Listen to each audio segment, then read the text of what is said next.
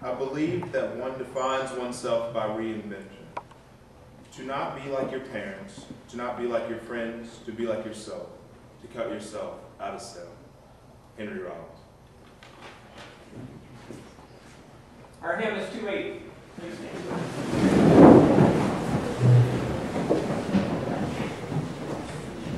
Good morning. Good morning. My story begins a little before I was born, and in order for you to understand, I need to tell you a bit about my parents, and a story that my parents tell me often.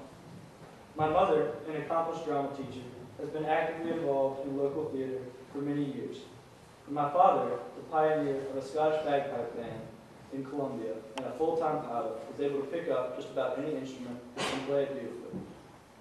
When they found out that they were going to have a baby, they, like many other expectant parents, were wondering what their child was going to be like in 15 years or 20 years. And that conversation probably went a little bit like this. Billy, what do you think his interests will be when he gets older? I don't know. I mean, should he take on some of our interests? Maybe he will be an actor, a musician, or a pilot. Surely he will choose something a little different to be interested in, concluded my mom. Wouldn't it be nice if he enjoyed art or drawing, said my dad. Oh, or maybe he will be a writer, suggested my mom. I'm fine, as long as he's not a politician, said my dad as he rolled his eyes. Then they both paused for a little bit and looked at each other. Oh God, what if he's an athlete? What if he likes sports? What would we do? Said my mom. This idea was such a surprise to my parents because neither of them ever really participated in sports, and they would have no idea what to do with a child that loves sports. I'm not sure, but what are the chances of that? I mean, there's no way he could be athletic at all, is there? I mean, look at us. We aren't athletic at all. My dad thought he had it figured out. Yeah, I bet you're right, Billy. There's no way. But regardless, let's let him try whatever he wants to try. Yeah, that sounds like a good plan, my dad agreed. So there it was. I had no chance of being an athlete. Naturally, as a child, I was exposed to all of the subjects my parents loved and more. I tried it all: acting, bagpiping, piano lessons, t-ball, soccer, karate, and art. I didn't like a whole lot of it, but I latched on to karate. I kept at it until I was about 10 or 11 and then decided I wanted to try something else. I wanted to go out for my middle school football team. In response to this, my dad told me miserable stories about his football playing days, doing push-ups in the cold and getting bruises. I didn't care. I proceeded to beg my mother to let me try it. She was reluctant at first, but eventually she gave in, thinking I would hate it and give it up after a year or two. She couldn't have been more wrong.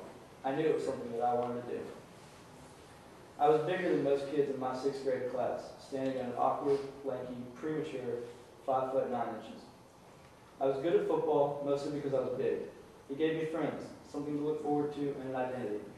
When I scored my first touchdown that year, my parents had bought in. My mom became a football mom, and still to this day has never missed a game. My dad took on the responsibility of filming many games, and even learned enough about football to teach me a thing or two, all the while spending countless hours in the yard with me, throwing and catching the football. I'm forever grateful for my parents being behind me in what I really wanted to do. One sport led to another, and before I knew it, I was involved in football, basketball, and track. Sports became an interest, a bit of an obsession, and an identity for me. At that point, I had taken the first steps towards Henry Rollins' quote. I had reinvented myself. I wasn't like my parents. Asheville School offers us all a unique opportunity for reinvention. And for a kid that went to the same school for 13 years, I would argue that Asheville has offered me much more than most people. Midway through my sophomore year, low grades and my ability to get into trouble for just about anything led me and my parents to look at boarding schools. I applied to 6 schools, and Asheville was my favorite. I didn't want to leave my friends in my old school, but I'm extremely grateful that with the help of my parents, I ended up deciding to come to Asheville School. By getting outside of my comfort zone and coming to another school, I was able to reinvent myself again. I didn't stop playing sports or even lose contact with my old friends. In fact, I became closer with people that really mattered and focused on the things that were important to me, like sports. At my old school, I had fallen into the stereotype of being an athlete and therefore not caring about grades or being smart. I never did homework, and I got by with grades that were just good enough. I was able to defeat this stereotype upon changing schools.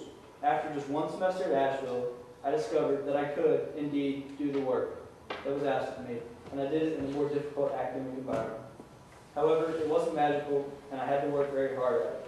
It took me about a semester to adjust, but I ended the junior year with mostly A's. The perfect example was my Spanish class. My sophomore year at my old school, I had a D in Spanish. A D. The next year in Asheville, however, I got an A and ended up traveling to Peru with 10 other Asheville school students, doing service in rural Urubamba, Peru. It was an amazing trip. I stayed with the host family, and I learned a lot about the Spanish language, communication, and Latin America. It was a real step outside of my comfort zone, and I wouldn't change it for the world.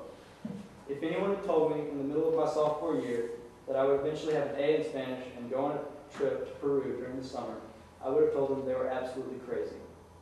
It wasn't easy, and it took a lot of extra work on my part to make up what I missed in previous Spanish classes, but Spanish is now one of my stronger subjects.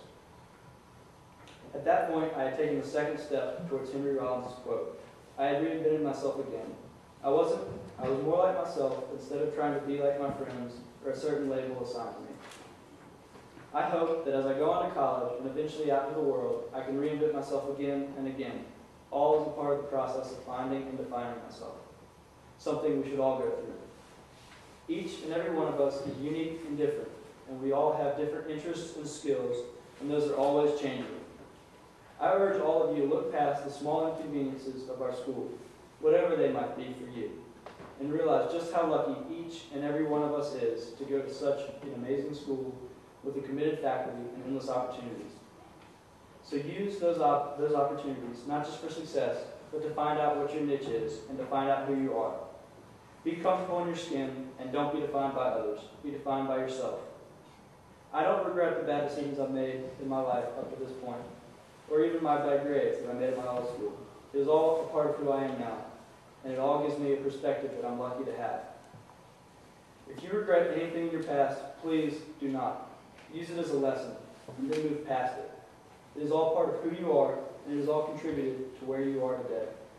As Henry Rollins says, I believe that one defines oneself by reinvention.